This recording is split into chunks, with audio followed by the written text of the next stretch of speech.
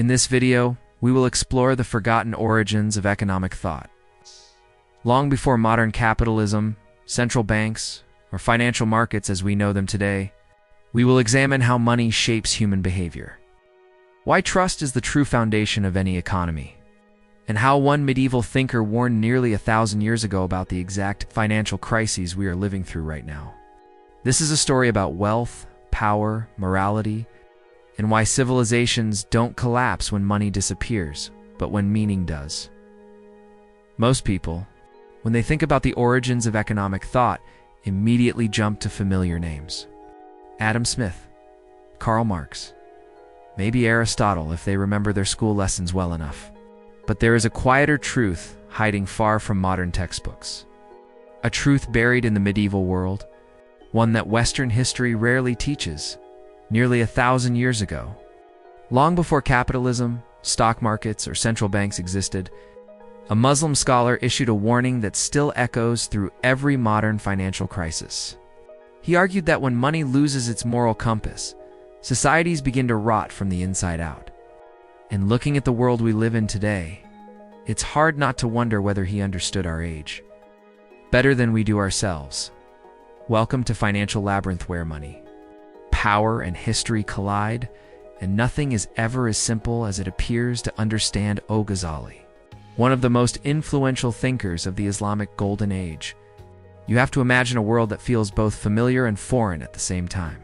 The year is around 1100 CE. Europe is fragmented, economically weak, still struggling to emerge from the long shadow of the early Middle Ages. Meanwhile, the Islamic world stretches from Al-Andalus in Spain all the way to Persia and beyond.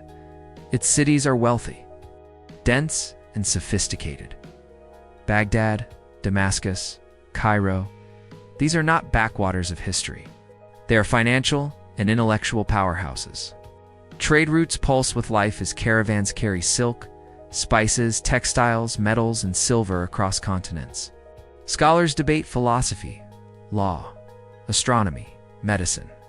Markets are crowded, commerce is booming, and wealth is transforming society faster than anyone fully understands. And within this world of expanding trade and rising inequality, a scholar named Abu Hamid Al-Ghazali emerges. He is part philosopher, part jurist, part theologian, and part social critic. The kind of thinker capable of explaining the purpose of the human soul and the function of a monetary system in the same breath. Born in 1058 in Persia, Al-Ghazali rose rapidly through the intellectual ranks. By his mid-30s, he held one of the most prestigious teaching positions in the Islamic world. But what made him exceptional was not his status. It was his refusal to accept the world as it was. He saw a society where wealth was growing, markets were expanding, and yet something felt deeply wrong. A civilization increasingly obsessed with money, yet drifting away from meaning. An economy that appeared healthy on the surface, while quietly decaying underneath. The parallel to the modern world is hard to miss. Al-Ghazali began asking a question few dared to confront.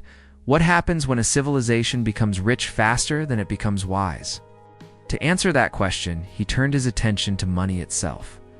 This is where many Western audiences are surprised. Al-Ghazali was not only a religious thinker. He was among the earliest philosophers to analyze money as a moral and systemic force. Where Aristotle treated money as a practical invention, and modern economists would later reduce it to equations and models, Al-Ghazali examined its psychological, social, and spiritual effects on society. He studied how money shapes behavior, incentives, trust, and ultimately the fate of nations. At its core, Al-Ghazali believed money was never meant to be worshipped, hoarded, or treated as a marker of status. It was a tool, nothing more, a facilitator of exchange. He compared money to a mirror. A mirror has no intrinsic value. Its worth comes from what it reflects. Money, he argued, works the same way. Its power lies not in gold or silver, but in what it enables people to trade, build, and cooperate. This idea is often claimed as a modern economic insight, yet Al-Ghazali was writing it in the 11th century. At a time when much of Europe still defined wealth primarily as land or conquest, From this foundation came one of his most powerful conclusions. Hoarded money is dead money. Wealth locked away in chests, hidden in rooms or buried in courtyards was not just unproductive, it was socially destructive. Idle wealth does not circulate. It does not pay workers, fund, trade, or support families. It chokes economic life. Al-Ghazali described it as freezing the bloodstream of society, a metaphor that fits seamlessly into modern critiques of inequality. But his argument went deeper than simple moral outrage. It was systemic.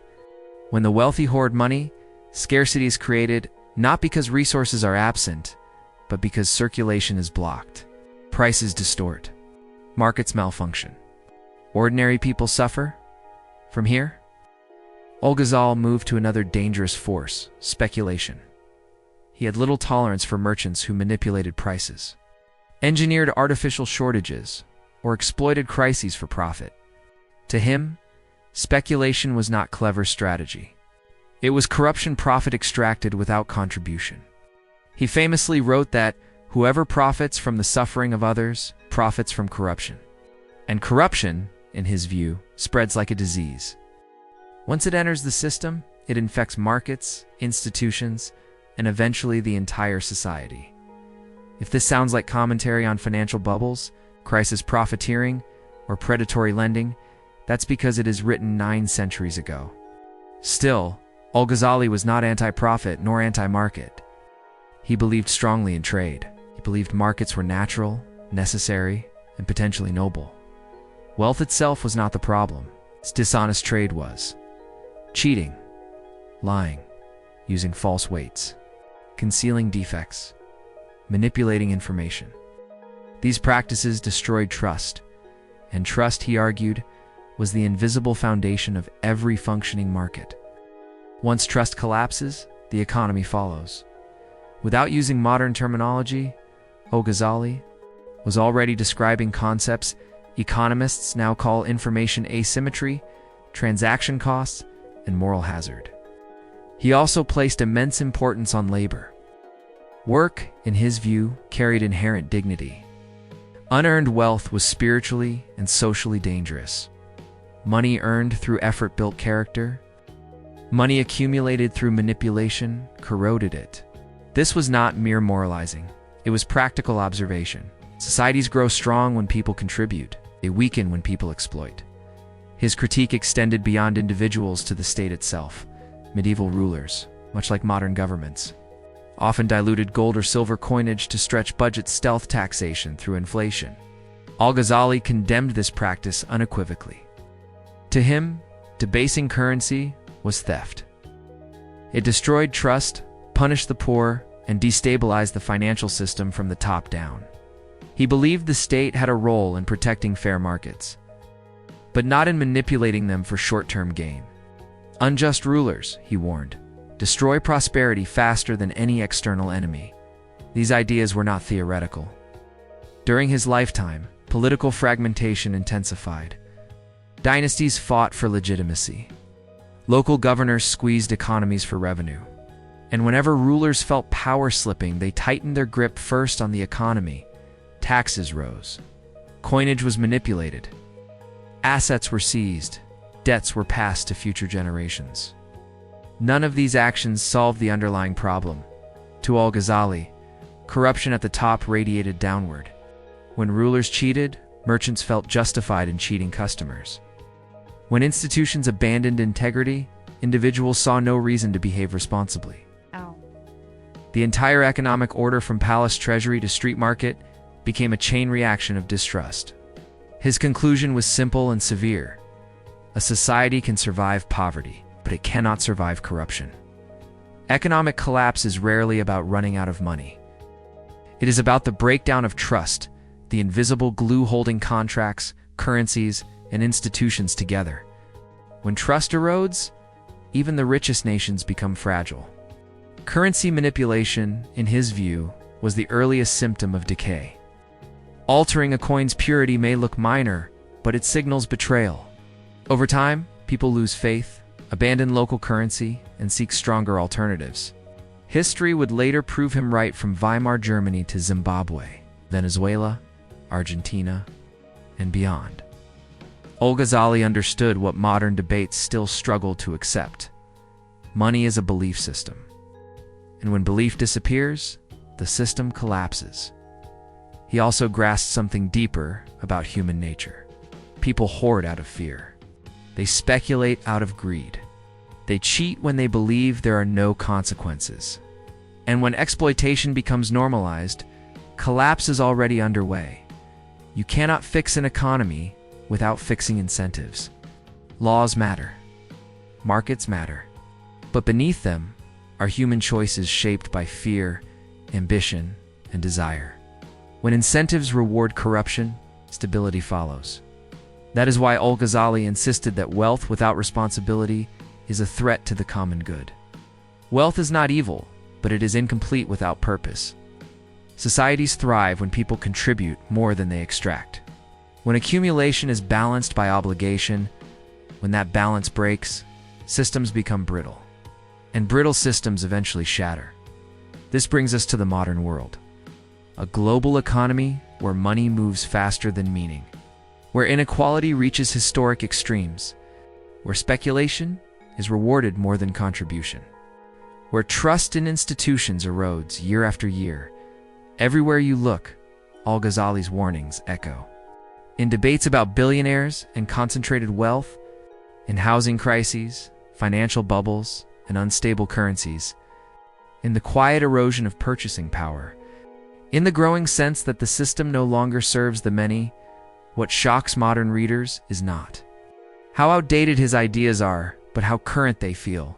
The technology has changed. The scale is global. But human behavior remains the same. Al-Ghazali would look at runaway debt, speculative frenzies, institutional distrust, and say exactly what he said 1,000 years ago: where justice is lost, prosperity cannot remain. Economies don't collapse because numbers stop adding up. They collapse because trust disappears. Because incentives reward the wrong behavior.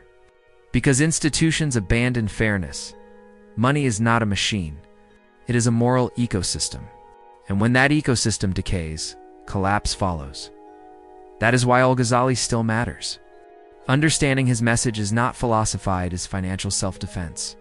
History does not repeat. But if you fail to understand it, it will crush you all the same. And if this gave you a new perspective, subscribe to Financial Labyrinth.